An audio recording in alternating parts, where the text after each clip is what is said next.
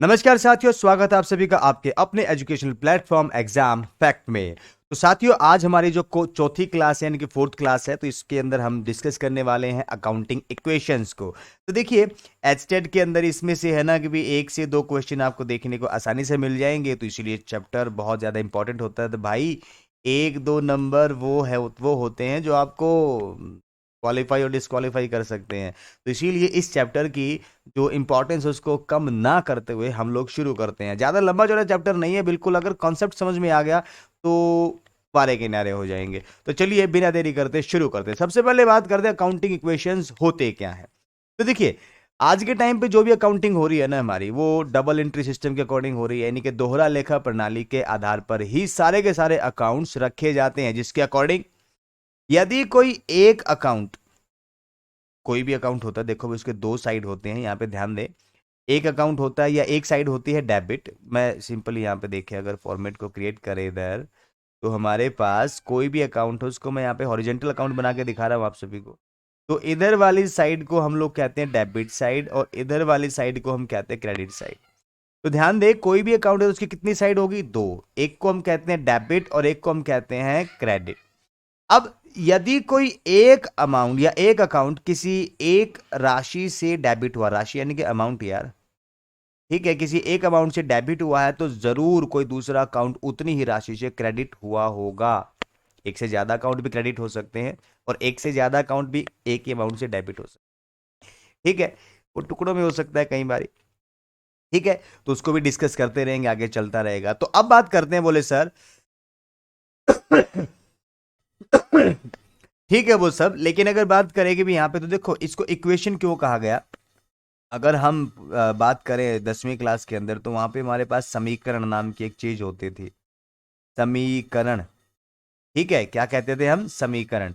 अब हम यहाँ पे क्या करें? लेखांकन समीकरण। तो कहता है ऐसा समीकरण जो लेखांकन को शो करता है, लेखांकन के लिए बनाया गया समीकरण।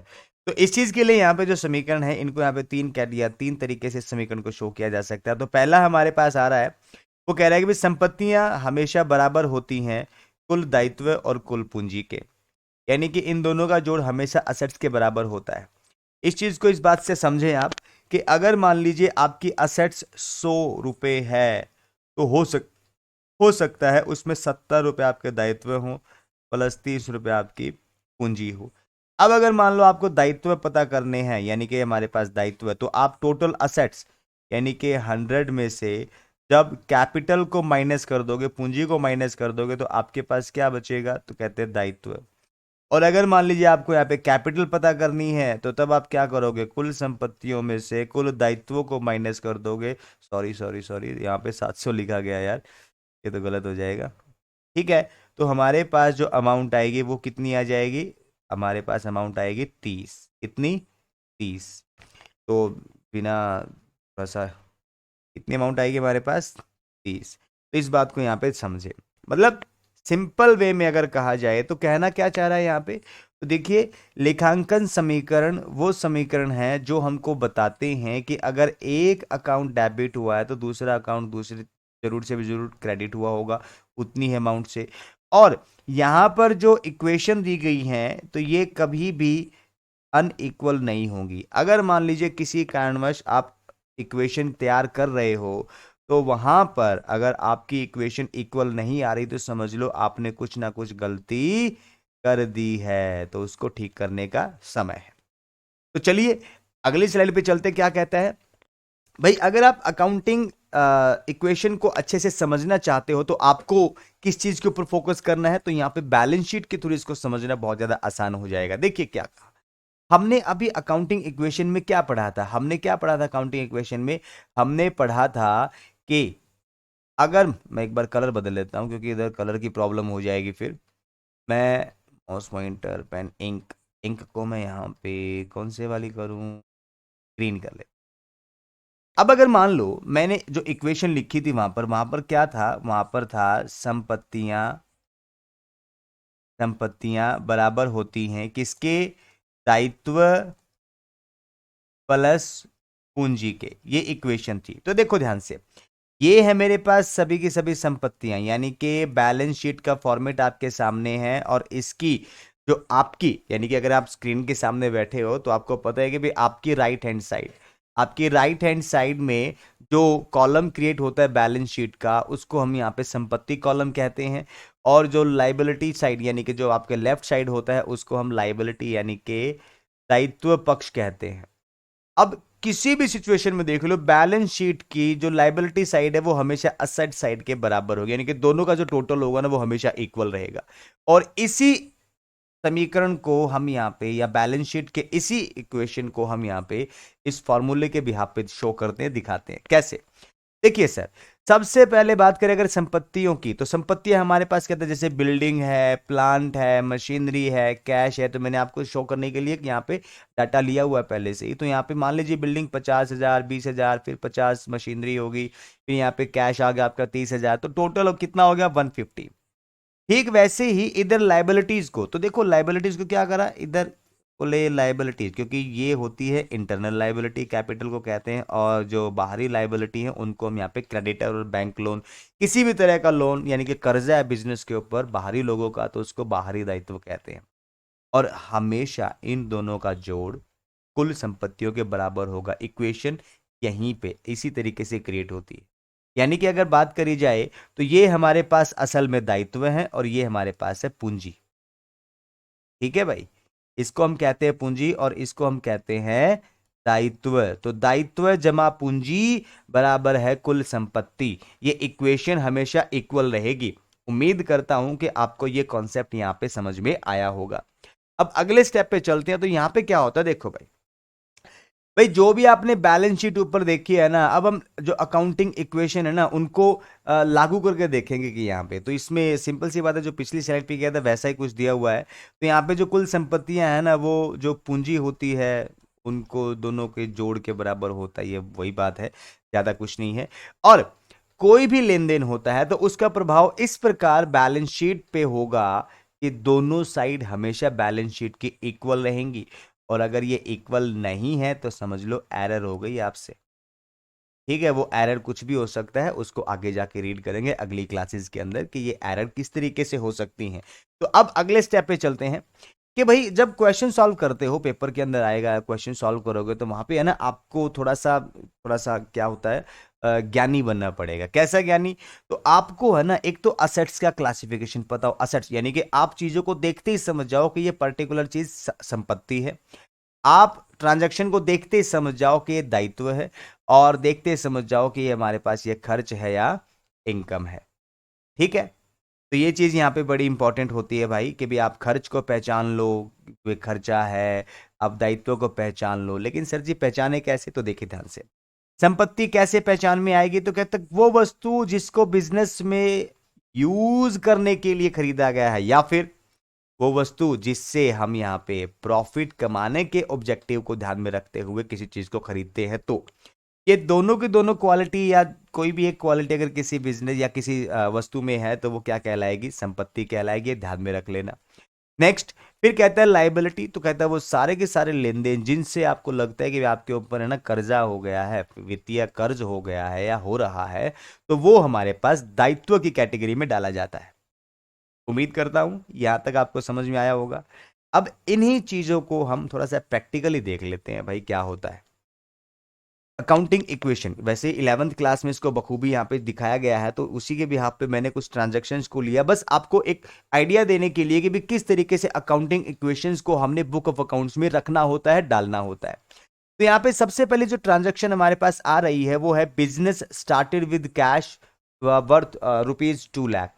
भाई 2 लाख रुपए से बिजनेस शुरू करा, यानी कि 2 लाख रुपए लगाकर व्यवसाय रुपए से व्यवसाय शुरू करा। अब है ना आपको यहां पर देखते ही समझ में आना चाहिए कि मैंने इस 2 लाख को क्या माना है। तो देखो भाई, अगर आपने जो मेरे पिछला पॉइंट है उसको ध्यान में रखा होगा तो आप समझ जाओगे। देखिए सबसे पहले तो बात, जब आप बिजनेस में पैसा लगा रहे होते हो तो वो हमेशा किस रूप में लगता है? पूंजी के रूप में लगता है। और क्योंकि इसने नकद लगाया तो कौन सी? दो साइड नकद, ये हमारे पास संपत्ति वाली कैटेगरी में चला जाएगा। और ये क्योंकि पूंजी है तो ये लाइबिलिटी साइड में जो कैप पूंजी अकाउंट खोलोगे, पूंजी की जो कॉलम खोलोगे उसमें चला जाएगा। कैसे चला जाएगा? तो नेक्स्ट स्लाइड पे देखिए आप, यहाँ पे सबसे पहला, ये मैं पहली ट्रांजैक्शन लिख रहा हूं, बिजनेस स्टार्टेड विद कैश, यानी कि पैसा लगाकर बिजनेस शुरू करा है। सबसे पहला कॉलम मेरे पास मैंने असेट साइड में रखना है, तो यहाँ पे क्या कह रहा है, वो कहता है 2 लाख रुपए, ये कैश में चले गए। यहाँ पे कुछ नहीं, यहाँ पे कुछ नहीं, यहाँ पे कुछ नहीं, ये खाली, ये खाली, ये खाली, ये खाली, ये भी खाली, और फिर हमारे पास क्या है, क्या आ गया, कैपिटल 2 लाख। अब आप देखिए ध्यान से कि अगर मैं इस इक्वेशन को यहां पे देखना चाहूं, मैं टोटल करना चाहूं, तो मैं क्या कर सकता हूं इधर, तो देखिए इधर कहता है असेट्स किसके बराबर है, कुल लाइबिलिटीज के, यानी कि ये भी हमारे पास किस कैटेगरी में आया, ये भी हमारे पास कितने, 2 लाख, और ये भी कितनी है हमारे पास, 2 लाख। यानी कि assets is equal to capital plus liability, क्योंकि लाइबिलिटी के नाम पे तो कुछ है ही नहीं, कॉलम खाली है, और कैपिटल कैपिटल है हमारे पास 2 लाख। समझ आई बात? तो यहाँ पे इक्वेशन क्लियर है, कंप्लीट है। उसके बाद हम बात करते हैं अपनी अगली ट्रांजैक्शन को लेकर। तो ये क्या कहता है, परचेज मशीनरी वर्थ ₹20,000, कहता है 20,000 की मशीन खरीद ली। अब क्योंकि और कुछ एक्स्ट्रा इंफॉर्मेशन, तो मैं इसको क्या मान लूंगा कि 20,000 नकद दे के क्या खरीद ली, मशीन खरीद ली। भाई पैसा नकद में चला गया, तो नदक लिख दिया मैंने, नकद, पैसा नकद में गया हमारे पास है, तो कैसे शो करेंगे, तो यहां पे ट्रांजैक्शन नंबर 2, तो कहता है भाई यहां पे मशीनरी या मशीन्स परचेज,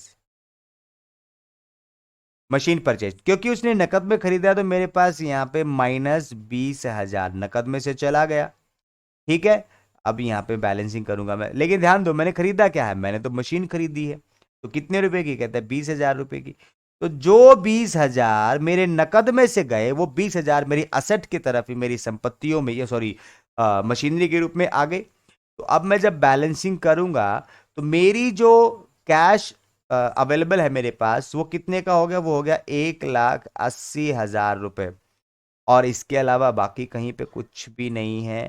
सीधा सीधा मैं जाता हूँ इधर कि मेरे पास जो मशीनरी है वो कितने की होगी, 20,000 की, बाकी सब एज इट, कॉलम खाली।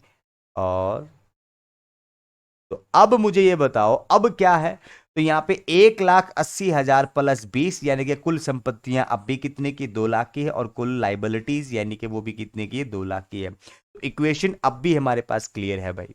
ठीक है, आपको समझ में आया होगा किस तरीके से काम यहाँ पे हो रहा है। नेक्स्ट ट्रांजैक्शन नंबर 3 की बात करता है, तो यहाँ पे कहता है परचेज्ड, यानी कि गुड्स परचेज, यानी कि माल खरीदा है भाई, क्या खरीदा, माल खरीदा। अब बंदा कहता है जी क्या खरीदा है, माल खरीदा है, तो माल के ऊपर फोकस करो, यहाँ पे क्या करो, माल के ऊपर। अब लेकिन एक प्रॉब्लम है, एक इश्यू क्या है, कहते हैं माल को है ना, हम नॉर्मली माल के रूप में नहीं दिखाते, हम उसको अपने बुक ऑफ अकाउंट्स में परचेज के नाम से दिखाते हैं। तो इसीलिए हमने यहाँ पे क्या ओपन कर रखा है, पहले से ही परचेज अकाउंट ओपन कर रखा है। तो यहाँ पे ट्रांजेक्शन नंबर 3 की अगर बात करें, तो वो कहता है भाई गुड्स परचेज। अब गुड्स परचेज्ड है, तो देखो क्योंकि नकद में खरीदा है, कितने का खरीदा है, तो यहां पे कहता है जी 15,000 रुपए का। नकद में खरीदा जाने के कारण मेरे कैश में से कितने, मेरे कैश में से 15,000 गए, और क्योंकि मेरे माल यानी कि परचेज के अंदर वो चीजें आ गई हैं, तो मेरे परचेज में 15,000 बढ़ जाएंगे। तो अब ये ट्रांजैक्शन मैंने लिख ली है, तो मैं वापस फिर से इनका क्या करूंगा, बैलेंसिंग निकालूंगा। तो इधर कुछ नहीं, इधर कुछ नहीं, इधर और कोई ऐड नहीं किया, यहाँ पे कुछ नहीं, खाली खाली खाली, और कैपिटल में भी कुछ ऐड ऑन नहीं हुआ है। तो सिंपल, मेरे 1,80,000 में से 15 गए, तो 0 0 0, और फिर यहाँ पे 10 में से 5 गया, रह गए 5, फिर यहाँ पे 7 में से 1 गया, रह गया कितने, कितने रह गए, 6 और 1, यानी कि 1,65,000 मेरे पास कैश बचा। 15,000 रुपए का मेरे पास क्या हो गया, माल आ गया, और भाई मेरे पास जो है कि भी 20,000 रुपए की क्या है, मेरे पास मशीनरी है। ठीक है, तो 65 प्लस 15 180, 180 प्लस 20 किसके बराबर है, 2 लाख के बराबर है, ध्यान रखें। इस तरीके से हम जो है कि भी हर एक ट्रांजैक्शन को अकाउंटिंग इक्वेशंस में लिखेंगे। आपको यहां तक बात समझ में आ रही होगी। अब इससे अगली जो ट्रांजैक्शन है वो हमारे पास, उसमें कहते हैं कि रेंट मिला है भाई, रेंट मिल गया, यानी कि क्या मिला, नए। लेकिन ये किस फॉर्म में मिलेगा, हमेशा और हमेशा नकद की फॉर्म में मिलेगा भाई। किसकी फॉर्म में मिलेगा, नकद की फॉर्म में। तो कैसे शो करेंगे, तो यहाँ पे जो है ट्रांजैक्शन नंबर 4 की बात करता है, तो यहाँ पे मैं सीधा सीधा लिख देता हूं रेंट रिसीव्ड,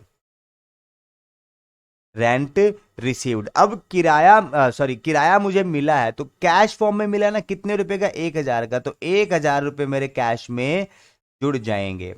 और बाकी कहाँ पे इंपैक्ट होगा, परचेज पे कोई फर्क नहीं, बिल्डिंग पे कोई फर्क नहीं, कॉलम खाली, प्लांट पे कोई फर्क नहीं, कॉलम खाली, मेरे पास मशीनरी पे कोई फर्क नहीं, कॉलम खाली, और बाकी कहीं पे भी कोई फर्क नहीं होगा। बस सीधा सीधा मैंने कैपिटल में भी उसको ऐड करना पड़ेगा 1,000। तो यहाँ पे अब मेरा जो कैश है ना, वो एक्चुअल बैलेंस आ गया 66, यानी कि 1,66,000। मेरे पास मेरे परचेज की अमाउंट है 15,000। मेरे पास मेरा जो मशीनरी है वो अब कितने का है, 20,000। अब अगर मैं बात करूं 66, यानी कि 1,66,000 प्लस 15,000 प्लस 20,000, तो मेरे पास जो एग्रीगेट अमाउंट है वो आ गई 2,01,000 रुपए। तो इधर क्या करा मैंने, इधर भी तो 2 लाख में 1 लाख या 1,000 को ऐड ऑन कर दिया, तो मेरे पास अब जो अमाउंट है वो कितनी है, यहां पे भी मेरे पास कितनी, 2,01,000। तो यहां पे क्या हो गया, तो इधर यानी कि लाइबिलिटीज भी कितनी आ गई, 2,01,000। ध्यान दे इस चीज के ऊपर, 2,01,000 हमारे पास, और लाइव असेट्स कितने की होगी, वो भी कितने की, 2,01,000। तो ये बताइए, 4 ट्रांजैक्शन रिकॉर्ड कर दिए, क्या हर बार की मेरी ट्रांजैक्शन की वजह से मेरी इक्वेशन में कुछ गड़बड़ आई? आप कहोगे नहीं सर, यही तो अकाउंटिंग इक्वेशन का फंडा है। समझ आई? अब अगली ट्रांजैक्शन पे चलते हैं। वो कहता है कि भाई सैलरी पेड, भाई यहाँ पे क्या दे दिया, बोले सर जी जो वेतन है ना वो दे दिया। अब वेतन देने से क्या होगा सर जी, नकद बाहर जाएगा, यानी कि कैश जाएगा ना हमारे पास से, तो कैश में से माइनस करा जाएगा। ध्यान दो, अब यहां पे कहता है कि नंबर 5 ट्रांजैक्शन के ऊपर, नंबर 5 में कहता है कि भाई सैलरी पेड, सैलरी पे कर दी कितने रुपए की, तो इधर कह रहा है कि सैलरी हमने यहाँ पे 3,000 रुपीज की पे करी है, तो 3,000 रुपए मैं इधर से माइनस करूंगा। मेरे बाकी किसी भी कॉलम पे कोई फर्क पड़ा नहीं है सर, नहीं नहीं, यहाँ पे कोई फर्क नहीं, तो मैं सीधी लाइन खींच लेता हूँ इधर। बैलेंसिंग करना हर बार की जरूरी है, ध्यान में रख लेना, ठीक है। बैलेंसिंग हर बार की करनी पड़ेगी हर एक ट्रांजेक्शन के बाद। और इधर क्योंकि 3,000 का खर्चा मैंने कर दिया, और उस खर्चे के बदले क्या फिजिकली मुझ मेरे पास कुछ आ रहा है, नहीं सर। तो देखिए, जब मैंने यहाँ पे माल खरीदा तो खर्चा तो हुआ, कैश में से तो गए, लेकिन माल के रूप में आ गया ना मेरे पास 15,000 रुपए का माल। जब मैंने मशीनरी खरीदी तो खर्चा तो हुआ 20 का, लेकिन उसके बदले मेरे पास संपत्ति आ गई ना। अब जब मैंने किराया दिया, किराया मिला था मुझे, तो वो इनकम, तो पैसा आ गया, लेकिन बाकी और कोई भी ट्रांजैक्शन ऐसी मैं रिकॉर्ड नहीं कर सकता था, तो इसी वजह से मैंने क्या करा, उससे अपनी कैपिटल को बढ़ा दिया। अब वैसे ही खर्चा है अगर, तो कैश में से गया, बाकी कहां पे फर्क पड़ेगा, सीधा सीधा मैं उसको अपनी कैपिटल में से माइनस करूंगा। तो अब मेरी ओवरऑल जो लाइबिलिटी साइड है वो कितना बैलेंस शो करेगी, वो शो करेगी 1,98,000। और क्योंकि 66,000 में से, सॉरी 1,66,000 में से मेरे पास 3,000 माइनस हो गया, तो मेरे पास अभी इसकी वैल्यू कितनी होगी, 1,63,000 प्लस 15,000 और प्लस 20,000। तो ये देखिए ध्यान से, तो अगर मैं 20 और 15 करूं तो 35,000, तो ये हो गया 35,000। अब जब मैं 1,63,000 में ऐड करूंगा तो क्या होगा, देखिए 1,63,000 प्लस 35,000 कितना हो गया, 0,0,0, 5 और 3 8, यहाँ पे 6 और 3 9, और 1,98,000। यानी कि मेरी असेट्स का जो टोटल बैलेंस है वो 1,98,000 आया। क्या मेरी लाइबिलिटीज का बैलेंस 1,98,000 नहीं है? जी हाँ, बिल्कुल है। यानी कि अकाउंटिंग इक्वेशन अब भी हमारे पास एज इट इज चल रही है, कोई चिंता वाली बात नहीं है, ठीक है। अब क्योंकि मेरे पास स्पेस की कमी है तो मैं यहाँ पे थोड़ा सा इनको इरेज कर रहा हूँ, बाकी आप देख लें, ठीक है। अब मैं इसको इरेज करने के बाद ही, अब क्योंकि बाकी ट्रांजेक्शन बची हुई है तो उनको किस तरीके से रिकॉर्ड करना है वो आपके सामने यहाँ पे लेके आएंगे हम लोग, ठीक है भाई। तो इधर जो सिचुएशन आ गई है उसको देख लेते हैं क्या कह रहा है वो, ठीक है। हो जाए रेज यार, जल्दी जल्दी। ये भी थोड़ा सा वो चल रहा है। तो बस ध्यान में रखें कि भी ट्रांजैक्शन को करना कैसे है, किस तरीके से रिकॉर्ड करना है बुक ऑफ अकाउंट्स के अंदर, सॉरी अकाउंटिंग इक्वेशन के अंदर, वो मैं आपके सामने लेके चल रहा हूँ। और आपको एक एक चीज यहाँ पे डिटेल में बता रहा हूँ कि हाँ किस तरीके से हम लोग ट्रांजैक्शन को रिकॉर्ड कर सकते हैं। ठीक है। अब यहाँ पे जो अगली ट्रांजैक्शन है ना उस पे चलते हैं। अगली ट्रांजैक्शन क्या कहती है, तो ध्यान दे, अगली ट्रांजैक्शन हमारे पास वो क्या कहती है, तो वो कहती है कि भाई हमने यहाँ पे सैलरी है ना आउटस्टैंडिंग है, यानी कि एक ऐसा खर्च है जो अभी तक दिया नहीं। दिया नहीं होने का मतलब भाई ये दायित्व है, यानी कि कर्जा ही तो है हमारे ऊपर। यानी कि पैसे दे रहे थे लेकिन नहीं दिए, तो कर्जा हो गया ना हमारे ऊपर। तो अब उस कर्जे को कैसे लिखेंगे, तो ध्यान दे। सबसे पहले मैं यहां पे बात करता हूं ट्रांजेक्शन नंबर 6। तो यहां पे आउटस्टैंडिंग सैलरीज। अब मेरे पास क्योंकि कैश में से कुछ नहीं गया तो मैं उस पर कोई इंपैक्ट नहीं डालने वाला। मेरे परचेज में से कुछ नहीं गया तो ये भी कुछ नहीं, मेरे बिल्डिंग में कुछ नहीं आया, मेरे प्लांट में कुछ नहीं आया, मेरी मशीनरी पे कोई फर्क नहीं पड़ा, तो एज इट इज कोई दिक्कत नहीं। मेरे डेटर भी एज इट इज है, कोई दिक्कत नहीं, इसमें कुछ नहीं आया। क्रेडिटर की बात करते हैं तो इधर देखिए ध्यान से, ये कह रहा है कि भी क्रेडिटर, तो क्योंकि ये क्रेडिटर नहीं है, ये वो व्यक्ति है जिनको हमने सैलरी देनी थी। ठीक है, तो वो भी नहीं है, लोन भी नहीं है। ये मैंने सैलरी आउटस्टैंडिंग के नाम का स्पेसिफिकली कॉलम यहाँ पे ओपन कर रखा है। तो कितने रुपए की सैलरी आउटस्टैंडिंग थी हमारे पास, ये थी भाई 2,000 रुपए की। तो मैंने क्या करा, लाइबिलिटी साइड 2,000 रुपए बढ़ा दिए, यानी कि ऐड कर दिए। भाई सैलरी आउटस्टैंडिंग है, लेकिन उसके साथ साथ मैं इसको अपनी कैपिटल में से माइनस करूंगा। ऐसा क्यों हुआ सर, ये 2,000 जो मैंने लाइबिलिटी के अंदर ऐड करे कैपिटल में से क्यों माइनस करे, तो उसके पीछे का रीजन बिल्कुल आसान सा है, अगर आप समझोगे ध्यान से तो।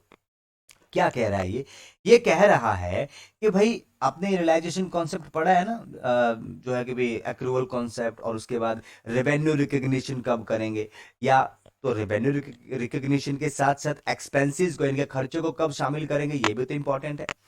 तो भले ही ये पैसा आज नहीं दिया लेकिन कल तो देना पड़ेगा, या साल भर के दौरान तो कभी ना कभी देना ही पड़ेगा। तो ये खर्चा तो आज ही का है ना, खर्चा तो अभी का है। तो इसको माइनस कैपिटल में से कर देंगे, जब भी पेमेंट होएगी तो फिर इसको कैश में से कर देंगे। सपोज करें मैं अभी इधर क्या करता हूं, मैं ये मानता हूं कि भी मैंने है ना बाद में ये 2,000 रुपए दे दिए, तो तब देखिए मेरे पास क्या इंपैक्ट पड़ेगा। मैं सीधा सीधा यहाँ पे नंबर 7 ट्रांजेक्शन में इसी को बता लेता हूं। कहता है आउटस्टैंडिंग सैलरीज पेड।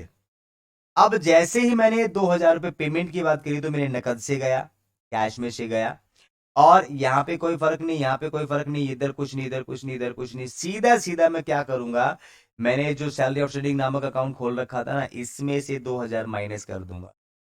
तो अब क्या होगा, अब मेरे पास मेरे कैश में से गया और साथ में, यानी कि अब सैलरी आउटस्टैंडिंग नाम का कॉलम बचा क्या, नहीं बचा। तो अगर मैंने इसको इधर से माइनस नहीं किया तो मेरी अकाउंटिंग इक्वेशन कंप्लीट नहीं होगी और इन दोनों में अंतर आ जाएगा, यानी कि इक्वल नहीं बनेगी। इसीलिए मैंने सैलरी आउटस्टैंडिंग को पहले लाइबिलिटी साइड में ऐड करके दिखाया और कैपिटल में से घटा दिया। तो जितने से लाइबिलिटी बढ़ी उतने से ही मैंने पूंजी को कम कर दिया। क्लियर है, जिससे यहाँ पे कोई इश्यू ना क्रिएट हो, यानी कि हमारी इक्वेशन यहाँ पे कंप्लीट हो जाए। उसके बाद अगली ट्रांजैक्शन की तरफ फोकस करते हैं। अगली ट्रांजैक्शन क्या कहती है उसको देखते हैं एक बारी। तो देखिए ध्यान से, जब अगली ट्रांजैक्शन पे गए हम लोग, हमने देखा कि भाई हाँ हमारे पास ट्रांजैक्शन है, तो क्या ट्रांजैक्शन है, तो ये कह रहा है कि भाई रेंट है ना वो पे कर रहा है। देखो इससे पहले हमको रेंट रिसीव हुआ था, अब रेंट की पेमेंट करवा के दिखा रहा है वो। पेमेंट करने के लिए क्या करना होगा, हमने यहाँ पे, मैं ट्रांजेक्शन को लेके चल रहा हूँ कि हाँ जी ट्रांजेक्शन है, तो यहाँ पे पेमेंट,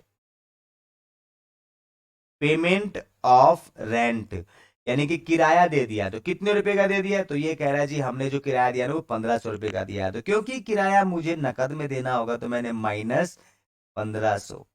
बाकी कोई फर्क पड़ा, नहीं नहीं नहीं नहीं नहीं, यानी कि किराया दे दिया सर, तो उसको सीधा सीधा मैं फिर क्या करूंगा, लास्ट में ले जाके मैं अपनी कैपिटल में से माइनस कर दूं। ठीक है, यानी कि जब इनकम हुई थी तो सीधा सीधा उसको मैंने कैश में ऐड करा और कैपिटल में ऐड करा। और जब कोई खर्चा होगा तो मैं उसको क्या करूंगा, सीधा सीधा मैं उसको अपने कैश में से माइनस करूंगा, साथ ही उसको अपनी कैपिटल में से भी माइनस कर दूंगा। अगली ट्रांजैक्शन देखिए, वो कहता है गुड्स कॉस्टिंग ₹5,000 सोल्ड फॉर ₹8,000। ये कह रहा है कि 5,000 रुपए का माल है, बेच दिया कितने में, 8,000 में, तो हमको 3,000 रुपए का क्या हुआ, ये कहता है जी प्रॉफिट हुआ। तो अब इसकी ट्रांजैक्शन कैसे रिकॉर्ड करोगे, तो चलिए दिखाते हैं। ये कह रहा है कि भी हमने माल बेचा है, ठीक है, ध्यान दो, हमने क्या करा, गुड्स सोल्ड करी। अब ध्यान दो, जब माल बेचा है तो वो नकद में बेचा है ना, तो नकद में कितने का बेचा, हमने बेचा है 8,000 रुपए का, कितने का, 8,000 रुपए का। तो कैश मेरे कैश बुक में आया कि नहीं आया, तो 8,000 रुपए कैश में ऐड कर दिए। लेकिन साथ ही मेरे पास 15 का माल पड़ा था, इसमें से कितने का गया, तो वो कहता है जी -5,000। तो 5,000 रुपए का माल 8 में बेचा, तो कैश में जुड़ गए 8, माल में से गए 5, तो अंतर कितना आ गया, 3, यानी कि मेरी असेट्स यहाँ पे 3,000 से बढ़ रही है। तो मैं इसका वाइस वर्सा सीधा सीधा मैं क्या करूंगा, मैं मेरी कैपिटल को भी बढ़ा दूंगा। ध्यान दे, सिंपल सी बात है, प्रॉफिट अगर है तो उसको कैपिटल में ऐड करना होगा, ये ध्यान में रखे। समझ आई। अब ये जो कॉन्सेप्ट है ना, ये क्या कह रहा है, ये एक ही बात कह रहा है भाई, अगर मान लीजिए कि भी आपको इनकम हो रही है तो उसको तो हम कैश में भी और कैपिटल में भी दोनों तरफ मेंशन करेंगे। और अगर आपका खर्चा हो रहा है तो उसको भी कैश में और कैपिटल में मेंशन करेंगे, जरूर से भी जरूर। खर्चा नकद में हो रहा है तो कैश और कैपिटल दोनों। और अगर कोई ऐसा कर्जा आपके ऊपर है, ऐसा खर्चा है जिसकी पेमेंट आपने नहीं करी, तो उसका सेपरेट से कॉलम क्रिएट कर लोगे, ठीक है, और उसको कैपिटल में से तुरंत माइनस कर दोगे। इससे अगले स्टेटमेंट पे वो चलता है, वो क्या कहता है, बोले सर देखो रेंट रिसीव तो हमारे पास ये पिछली ट्रांजैक्शन थी, इसके बारे में तो कोई बात ही नहीं है। अब जो अगली ट्रांजैक्शन उसकी तरफ चलते हैं, लास्ट ट्रांजैक्शन हमारे पास बची हुई है। ये कहता है कि मशीन है भाई, कितने की, कहते हैं 7,000 रुपए की, बेच दी हमने कितने में, 5,000, यानी कि हमको हमने 7,000 की मशीन को कितने में बेच दिया, 5 में। तो हमारे को कितने रुपए का, कहते हैं 2,000 रुपए का हमको क्या हो गया, लॉस। अब ये लॉस देखो नकद में से तो नहीं गया, लेकिन सिंपल सी बात है, मान लीजिए हमारे पास मशीन थी पहले, कितने की भी थी, तो मेरी मशीन में से असल में वैल्यू कितनी माइनस होगी, कहेंगे 7,000, कितने की, 7,000 रुपए की। लेकिन उसके साथ ही मेरे पास जो कैश आएगा वो तो सिर्फ कितने का, वो आएगा कितने का, सिर्फ 5,000 का। तो अंतर आ गया 2,000 रुपए का, ये क्या है, लॉस। इसको हम क्या करेंगे, कैपिटल में से माइनस कर देंगे। इससे हमारी इक्वेशन वापस फिर से क्लियर हो जाएगी। ऐसा कैसे, तो अगर मैं इधर बात करूं, कहता है माइनस के 7 प्लस के 5, तो माइनस के 2 बचे, और माइनस के 2 फिर मैं यहाँ पे कहां पे इसको साफ कर दूंगा इधर से, तो मेरी इक्वेशन क्या हो जाएगी, कंप्लीट हो जाएगी। आपको यहाँ पे बात, आइए शुरू करते हैं। अब बंदा कहता है सर जी बाकी ठीक है, इक्वेशन पढ़ ली हमने, लेकिन सर मुझे इसके क्वेश्चन कैसे देखने को मिलेंगे एग्जाम के अंदर। तो मैं कुछ सैंपल क्वेश्चन आपके सामने रख रहा हूं ताकि आपको एक आइडिया मिल जाए कि क्या हो रहा है। वो कह रहा है कि अगर मान लीजिए ए के पास है ना, जो टोटल कैपिटल है यानी कि पूंजी है 4,000, और जो क्रेडिटर है यानी कि लेनदार वो है 3,000। तो देखो लेनदार क्या होते हैं, लेनदार होते हैं क्या हमारे पास, आपको पता भी है, लेनदार लेनदार होते हैं दायित्व, ठीक है। पूंजी क्या है, तो कहता है सर जी वो भी एक किस्म का दायित्व है। अब उसने कहा कि संपत्तियां क्या होंगी, तो संपत्तियां क्या होती है, संपत्तियां होती है हमारे पास capital plus liability is equal to assets. अब संपत्तियां पहचाननी है तो क्या दायित्व, जी हाँ, कितने रुपए के हैं, 3,000 रुपए के, और कैपिटल कितने की है, बोले 4,000, तो टोटल असेट्स कितने की हो जाएगी, 7,000। तो हमारे पास option A is the right answer. Next question कहते हैं फर्नीचर 5,000 रुपए, तो संपत्ति है 5,000 रुपए, स्टॉक ये भी संपत्ति है 3,000 रुपए, फिर नकद ये भी संपत्ति है कितना, 2,000 रुपए, और फिर कहते हैं कि हमारे पास जो लेनदार यानी कि क्रेडिटर है ना वो 3,000 है। तो अब क्रेडिटर 3 है, ध्यान में रख लेना। तो मैं कुल संपत्तियों के लिए, कुल संपत्ति कितनी मेरे पास, 5 और 3 8 और 2 10, कुल संपत्तियां मेरे पास हैं 10,000। इसमें से अगर मैं लायबिलिटीज को माइनस कर दूं तो मेरे पास पूंजी कितने की बचेगी, 7,000। तो यहाँ पर ऑप्शन बी यानी कि सेकंड जो ऑप्शन है वो आपका क्या है, सही आंसर होगा, क्योंकि मुझसे क्वेश्चन में पूछा क्या गया है, स्वामी की पूंजी ही पूछी गई है मुझसे, ठीक है। अब नेक्स्ट क्वेश्चन पे चलते हैं, थोड़ा सा आइडिया लग जाएगा। कहता है लेखांकन समीकरण नहीं है। भाई आपके सामने चार ऑप्शन है, चारों ऑप्शन में से कौन सा अकाउंटिंग इक्वेशन सही नहीं है, ये आपने पता करना है। तो तीन सही है, एक गलत है। कौन से वाला? तो सबसे पहला वो कहता है देखो पूंजी बराबर है संपत्ति प्लस दायित्व। तो जी कैपिटल तो बराबर होता है हमारे पास असेट्स माइनस लायबिलिटी, लेकिन ये तो प्लस दिखा रहा है पहले से, तो होपफुली कि यही आपका गलत है, यही आपका सही आंसर है। ठीक है, बाकी कैपिटल असेट्स माइनस लायबिलिटी, जी हाँ इक्वेशन कंप्लीट है। संपत्तियां यानी कि असेट्स बराबर है, इधर देखो कैपिटल प्लस लायबिलिटी, ये भी बिल्कुल सही है। और तीसरा एक्सटर्नल लायबिलिटी यानी कि लायबिलिटी बराबर है असेट्स माइनस कैपिटल, तो ये एक्सटर्नल लायबिलिटी देखो, अब यहाँ पे मैंने क्यों बताया था आपको, एक्सटर्नल लायबिलिटी पूछ लिया उसने, इसका मतलब वो लायबिलिटी ही पूछ रहा है आपसे। हो सकता है वो यहाँ पे आपको एक ऑप्शन में डाल दे, वो क्या कहेगा, इंटरनल लायबिलिटी। इंटरनल लायबिलिटी बराबर है असेट्स माइनस क्या, लायबिलिटी। इस तरीके से भी वो आपके सामने ऑप्शंस को जनरेट कर सकता है। ठीक है, लेकिन आपने क्या करना है, आपने चीजों को अंडरस्टैंड करना है और हर तरह के क्वेश्चन के लिए तैयार रहना है। और आपको हम तैयार करेंगे हर तरह के क्वेश्चन के लिए। तो आज की क्लास में इतना ही, मिलते हैं नेक्स्ट क्लास में, तब तक के लिए बाय बाय, सी यू।